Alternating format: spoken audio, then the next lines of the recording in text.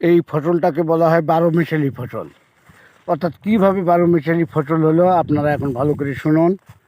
প্রথমে লাগা ছিল এই জমিতে আলুর ডাঙার মাঝখানে লাগা ছিল এই যে কলিলা দেখতেছেন আপনারা, অবশ্যই সবাই চেনেন কলিলা যখন শেষ হয়ে গেছে তারপরে লাগানো পড়ে গেছে কুমড়া।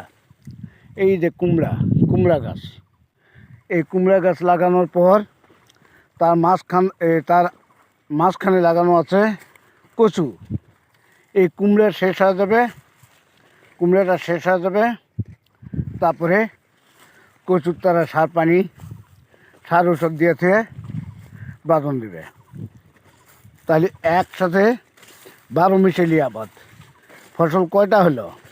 প্রথমত আলু, দ্বিতীয়ত কল্যা, তৃতীয়ত কুমড়া, চতুর্থত যা কচু। তাহলে এক জমিতে এক চাষে 4 ফসল। তাহলে অবশ্যই এটা 12 মিশালি ফসল এবং অত্যন্ত অল্প ব্যয়ে অধিক মুনাফা।